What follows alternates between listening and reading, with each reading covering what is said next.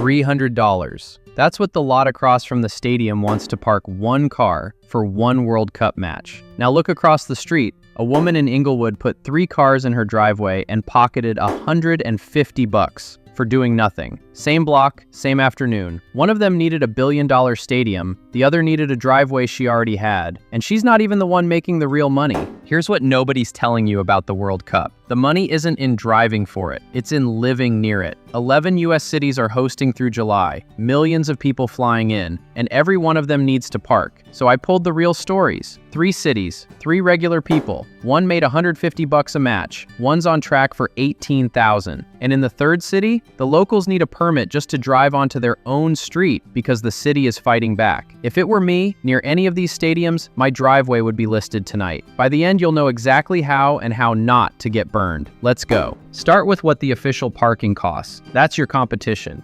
FIFA's own passes run from $75 up to $175 a match. And near the LA Stadium, the official passes are hitting $250, $300 per car per game. And those lots? Some are a 25-minute walk from the gate.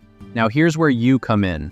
The homeowners aren't charging $300, they're charging $50 to $80, closer to the gate. No line to get out, cash in your pocket. Who's the guy from Argentina with 2 kids parking with? You're not competing with the stadium, you're undercutting it with a better product. And this isn't some new hack. Around the old LA Coliseum, neighbors have rented their driveways for USC Saturdays for years. The World Cup just took that local hustle and made it global. So let's meet the 3 people. First, the woman in Inglewood, right outside the LA Stadium. 3, maybe 4 spots. Day 1, she rents 3 of them at $50 each, $150 for one match, while she's inside watching the game. Her actual words. My thought now is it could go farther. Today's barely the first day. If you do the math, it's pretty good money. She's right. The LA Stadium hosts 8 matches. Same 3 spots, match after match. That's $1,200 from a driveway. And in Inglewood, that matters more than it sounds. The median household there is about $73,000 a year. 2 people working full-time on LA minimum wage, maybe $67. So a driveway quietly pulling $1,200 in a month, that's not pocket change. That's a real dent in the rent. And honestly, she's thinking small. She's already running the bigger numbers. 4 spots instead of 3, nudging the price up as the matches get bigger. The driveway never changes. The number on it does. Because 3 time zones away, a guy named Justin Burden is playing a different game. Justin's 47, South Walpole, about a mile from the Boston Stadium. He's not renting 3 spots. He's turning his lawn and his driveway into a 26-car parking lot. 26 cars at $100 each. Do the math across all 7 Boston matches. If he fills every spot, every game, up to $18,200 from his front yard. And the cost to unlock all that? The license ran him $7 a spot. 26 spots, under $200 to make $18,000. The math isn't even close, and he's not alone. His sister-in-law Emily got approved for 27 spots, same 100 a car. Her edge? A dirt path at the end of her street that drops you at the stadium in a 10-minute walk. Justin says 7 or 8 whole streets near him are doing it. His words, "There was just so much demand. I figured I'd jump in the mix. One woman with $150. One guy with $18,000. Same idea, different ambition. Most of us can't fit 26 cars, and we don't need to. A few spots in the driveway you already have, a few match days, real money." Now, before you go rope off the front yard, here's the part that decides everything. Whether this is a gold mine or a citation comes down to one thing: your town's rules. Watch this. In Foxborough, where the Boston Stadium actually sits, renting your yard for parking is banned. A 2012 bylaw. Only businesses qualify. But one town over, in Walpole, totally legal.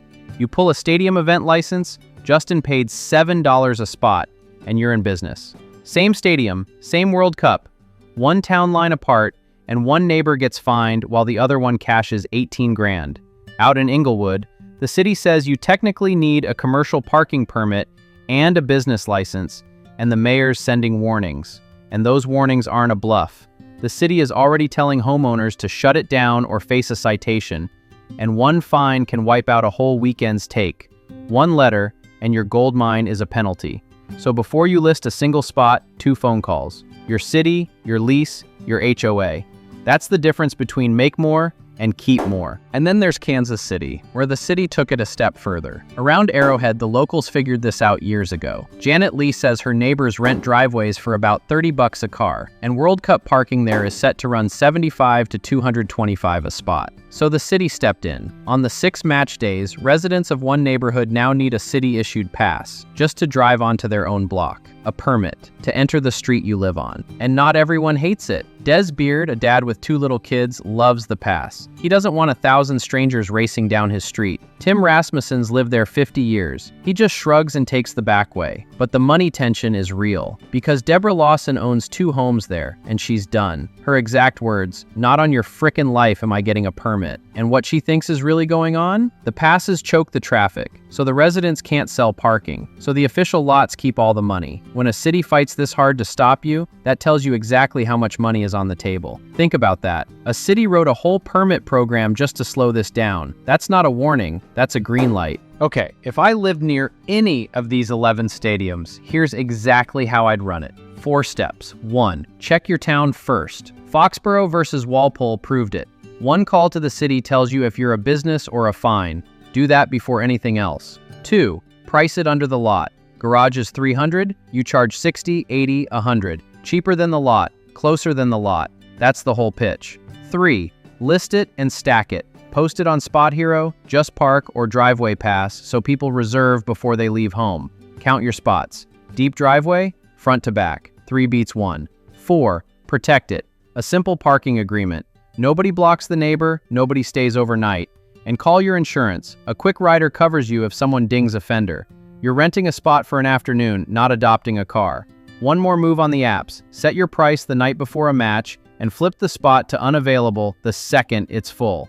Nobody books a space that's already taken, and you never get 2 cars fighting over one driveway. And one more thing, because this is the side job, not a parking blog. That money, it's income. The IRS counts it. But here's what nobody mentions. So are your costs. The permit, the signs, the cones, the app's cut, even gas for the leaf blower. Track every dollar you spend, write it off against what you made, and you keep more of the 18 grand instead of handing a slice back in April. Make the money like Justin. Keep it like someone who actually files a Schedule C. And here's the part that outlasts July. This isn't a World Cup trick, it's an event trick. Concerts, playoff games, festivals, any night your town fills up and parking turns into a nightmare, that driveway is still a paycheck. The World Cup just lit up 11 cities at once. Learn it now, and you've got a side hustle that pays every time your town hosts something big. So that's the move. No car, no stadium, not a single mile on the road. A driveway and a phone. One woman making $150 a match. One guy chasing 18 grand. And a whole Kansas City neighborhood that's proof the cities know exactly how big this is. If you live near one of these 11 cities, the window shuts in July, and it's not coming back to your town for years. Do me one favor, send this to the one person you know who lives near a stadium.